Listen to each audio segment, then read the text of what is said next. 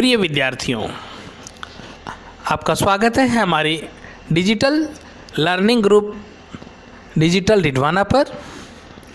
आप हमारे ई कंटेंट्स और ई लेसन्स को देखने के लिए हमारे YouTube channel teaching and writing by MK पर भी विजिट कर सकते हैं।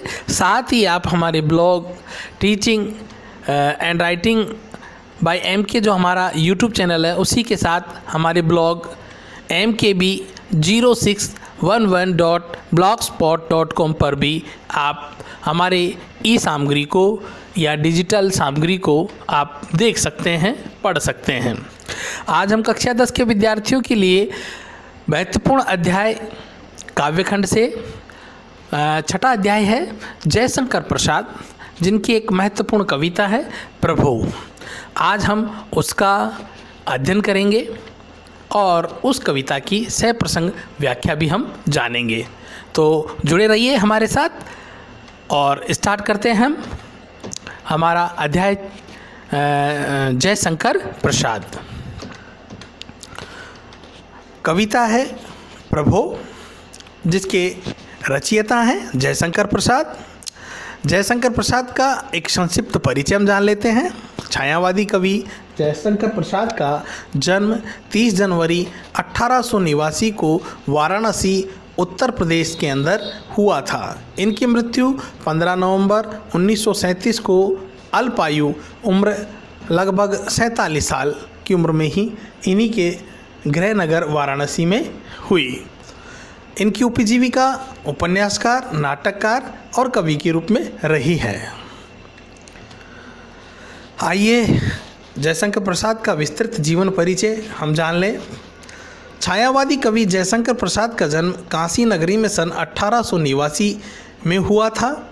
इनके पिता बाबू देवी प्रसाद शिक्षा प्रेमी थे, जिन्हें लोग सुंगनी साहू कहकर बुलाते थे। प्रसाद जी की प्रारंभिक शिक्षा का प्रबंध पहले घर पर ही हुआ, बाद में इन्हें क्वींस कॉलेज में अध्ययन हेतु भेजा गया। अल्प आयु में ही अपनी मेधा से इन्होंने संस्कृत, हिंदी, उर्दू, फारसी और अंग्रेजी का अच्छा ज्ञान प्राप्त कर लिया था। बचपन से ही इनकी रुचि साहित्य की ओर थी। इंदु नामक मासिक पत्रिका का इन्होंने संपादन किया। साहित्य जगत में इन्हें वहीं से पहचान मिली। काव्य रचना के साथ साथ नाटक, उपन्यास एवं कहानी विधा में भी इन्होंने अपना कौशल दिखाया। इनकी प्रमुख रचनाएं निम्नलिखित है। इनकी काव्यगत रचनाएं हैं आंसू, लहर, झरना, कामायनी, प्रेम पथिक और चित्रादार। इनके नाटक हैं ध्रुव स्वामिनी, विशाखा, राजश्री, अजातशत्रु, स्कंदगुप्त, चंद्रगुप्त, एक घूंट। इनके उपन्यास हैं कंकाल, तितली, इरावती, इनका एक अपूर्ण उपन्यास है। इनके कहानी संग्रह हैं आकाशदीप, प्रतिध्वनि, पुरस्कार, गुंडा, आंधी, छाया, इंद्रजाल। इनके अलावा इन्होंने निबंध, काव्यकला तथा अन्य निबंध भी लिखे हैं। प्रसाद जी की प्रतिभा बहुमुखी है, किंतु साहित्य के क्षेत्र में कवि एवं नाटककार के रूप में इनकी ख्याति विशेष है। छायावादी कवियों में ये अग्रगण्य हैं।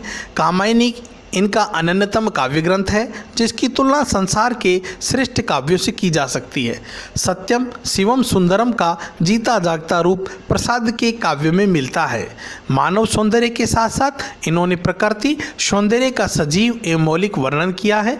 इन्होंने ब्रजभाषा एवं खड़ी बोली दोनों का प्रयोग अपने साहित्यिक सृजन में किया है। इनकी भाषा संस्कृतनिष्ठ है। 15 नवंबर सन 1937 ईस्वी को हिंदी साहित्य का ये अमर कवि सदा के लिए संसार से विदा हो गया। पाठ का परिचय जान लेते हैं। प्रभो कविता में क्या विषय वस्तु रखी गई है। जयशंकर प्रसाद की प्रभो कविता उनके स्फुट कविताओं के संग्रह कानन कुसुम से ली गई है। ईश्वर की स्तुति करते हुए कवि ने उसकी सर्वव्यापकता, सौंदर्य और शक्तिमत्ता का गुणगान किया है। कवि को प्रकृति के प्रत्येक उपादान में ईश्वर का अनंत प्रसाद दृष्टिगत होता है। चंद्र किरणें ईश्वरीय प्रकाश को व्यक्त करती है। सागर की उत्तल तरंगें उसकी स्तुति करती है। चंद्रिका उसकी मुस्कान को तथा नदियों का कलकल निनाद उसके आह्लाद को व्यक्त करता है। वस्तुतः प्रकृति के सौंदर्य और प्रेम से युक्त भव्य रूप को प्रकाशित करने वाला ईश्वर ही है। ईश्वर की कृपा होने पर ही मनुष्य के समस्त मनोरथ पूर्ण होते हैं। खड़ी बोली हिंदी में रचित ये कविता प्रसाद जी की भावाभिव्यक्ति का सुंदर उदाहरण है। तत्समयी और गंभीर भाषा ने कविता को अद्भुत अभिव्यंजना सौष्ठव से युक्त कर दिया है। लयात्मकता, सरसता और मौलिकता की दृष्टि से भी ये कविता उत्तम कोटि की है। आइए इस कविता का वाचन कर लेते हैं। विमल इंदु की विशाल किरणें प्रकाश तेरा बता रही है। अनादि तेरी अनंत माया जगत को लीला दिखा रही है। प्रसार तेरी दया का कितना ये देखना हो तो देखे सागर। तेरी प्रशंसा का राग प्यारे तरंग मालाएं गा रही हैं। तुम्हारा स्मित हो जिसे निरखना वो देख सकता है चंद्रिका को। तुम्हारे हंसने की धुन में नदियाँ निनाद करती ही जा रही है। विशाल मंदिर की आमनी में जिसे देखना हो दीपमाला तो तारक गण की ज्योति उसका पता अनूठा बता रही है। विमल इंदु की विशाल किरणें प्रकाश तेरा बता रही है। प्रभो प्रेम में प्रकाश तुम हो, प्रकृति पद्मनी के अंशुमाली। असीम उपवन के तुम हो माली, धरा बराबर जता रही है। जो तेरी होवे दया दया निधि तो पूर्ण होता ही है मनोरथ। सभी ये कहते हैं पुकार करके, यही तो आशा दिला रही है। विमल इंदु की विशाल किरणें प्रकाश तेरा बता रही है। अनादि तेरी अनंत माया जगत को लीला दिखा रही है। आइए मित्रों, इस कविता का प्रसंग अनुसार हम भाव जान लेते हैं। विमल इंदु की विशाल किरणें प्रकाश तेरा बता रही है। अनादि तेरी अनंत माया जगत को लीला दिखा रही है। इस काव्यखंड में आए हुए कठिन शब्द है विमल स्वच्छ या निर्मल, इंदु चंद्रमा, अनादि जिसका आरंभ ज्ञात न हो, ईश्वर अनादि यहाँ पर्याय है ईश्वर का, अनंत जिसका अंत ज्ञात न हो, ज्ञान न हो, लीला खेल या नाना प्रकार की घटनाएं। आइए इस काव्यखंड की व्याख्या देखते हैं। कवि कहता है, हे प्रभु, कोई नहीं जानता कि आपका आविर्भाव कब हुआ, आपकी उत्पत्ति कब हुई। ये चंद्रमा से चिटक रही स्वच्छ किरणें तुम्हारे ही प्रकाश की प्रतीक है। ये प्रकृति में घट रही सारी घटनाएं और कुछ नहीं, तुम्हारी ही सर्वव्यापिनी माया की मनोहारिणी किरणाएं हैं, जिन्हें देखकर सारा जगत मुग्ध हुआ करता है। कवि का विश्वास है कि ज्योति स्वरूप ईश्वर की अनुभूति चंद्रमा की स्वच्छ और शीतल किरणों को देखकर ही की जा सकती है। इस पद्यांश में क्या विशेषताएं हैं? कवि का विश्वास है कि ज्योति स्वरूप ईश्वर की अनुभूति चंद्रमा की स्वच्छ और शीतल किरणों को देखकर की जा सकती है। ईश्वर के आदि अथवा अंत को कोई नहीं जानता, ये बताया गया है। ये संपूर्ण सृष्टि उस मनमोजी परमेश्वर की लीला समझनी चाहिए और आनंद से जीवन बिताना चाहिए। यही संदेश कवि जयशंकर प्रसाद ने इस पद्यांश में हमको प्रदान किया है। आइए दूसरा पद्यांश देखते हैं। प्रसार तेरी दया का कितना, ये देखना हो तो देखे सागर। तेरी प्रशंसा का राग प्यारे, तरंग मालाएं गा रही हैं। कठिन शब्दार्थ है। प्रसार यानी विस्तार, सागर समुद्र का विस्तार या सागर समुद्र को कहते हैं। राग यानी गीत, तरंगमालाएं निरंतर उठ रही लहरें। व्याख्या देख लेते हैं। ईश्वर का हृदय जीव मात्र के लिए अपार करुणा से भरा है। कोई भी उसकी दया से वंचित नहीं होता। यदि कोई ईश्वर की दया की व्यापकता को जानना चाहता है तो उसे सागर के विस्तार को देख लेना चाहिए। कवि कहता है, जन जन के प्रिय परम पिता, ये समुद्रों में निरंतर उठ रही लहरें अपनी ध्वनि में तेरी ही प्रशंसा के गीत गाती रहती है। कवि ने परमात्मा को अत्यंत दयावान बताया है। उसकी दया का विस्तार विस्तृत सागर के विस्तार के समान है। कवि सागर की तरंगों में ईश्वर की प्रशंसा के स्वर सुन रहा है। दया को सागर के समान बताए जाने से पंक्ति में उपमा अलंकार है। वर्णन शैली छायावाद की झलक लिए हुए है। तीसरा काव्यखंड, तुम्हारा स्मित हो जिसे निरखना, वो देख सकता है चंद्रिका को। तुम्हारे हंसने की धुन में नदियाँ निनाद करती ही जा रही है।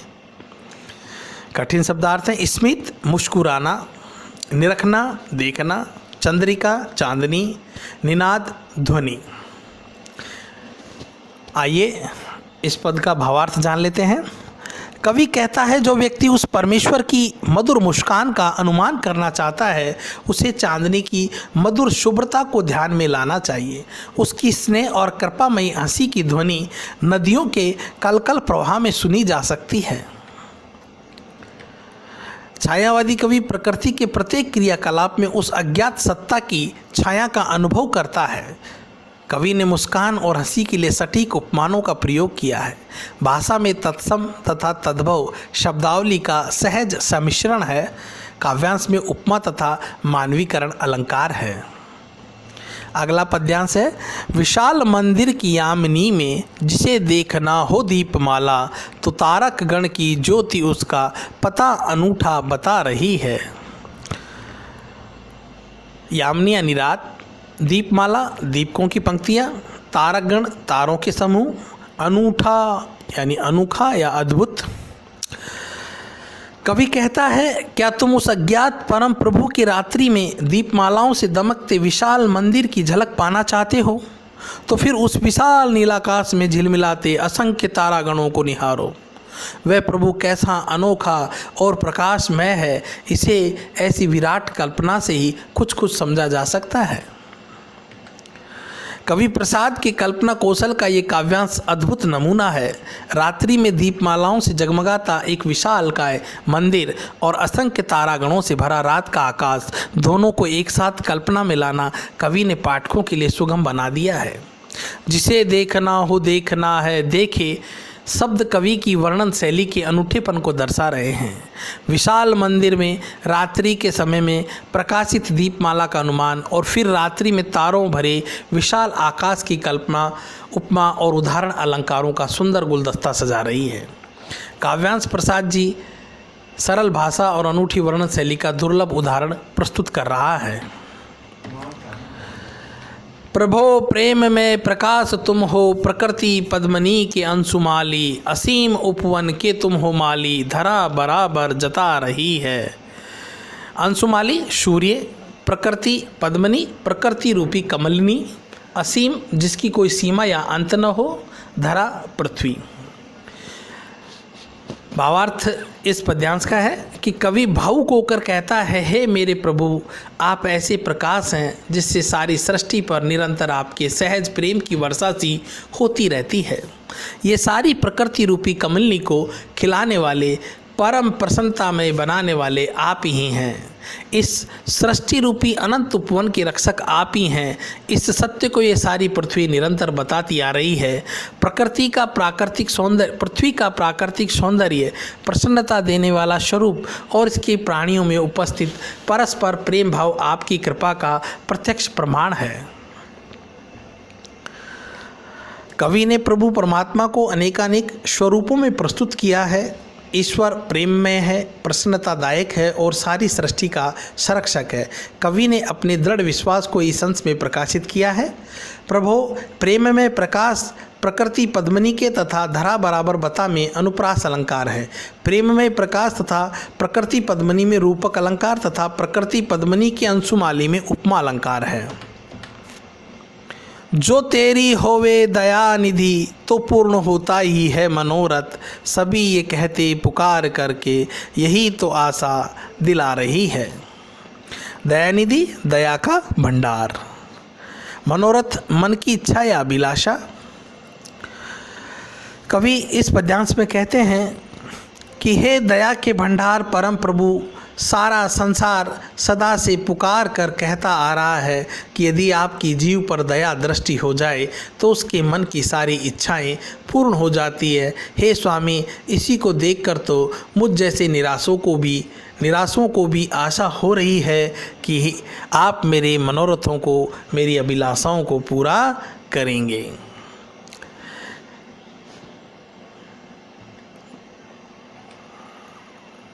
धन्यवाद मित्रों। आपको अभ्यास के लिए कुछ प्रश्न हमने स्लाइड्स पर दिए हैं, इन्हें आप अपनी नोटबुक में करें और उसे इमेज फाइल्स, टेक्स्ट फाइल्स या फिजिकली उपस्थित होकर हमें मूल्यांकन के लिए भेजें। और इसी तरह आप हमारे लेसन्स देखते रहें, सुनते रहें, पढ़ते रहें और आगे बढ़ते रहें। Thank you.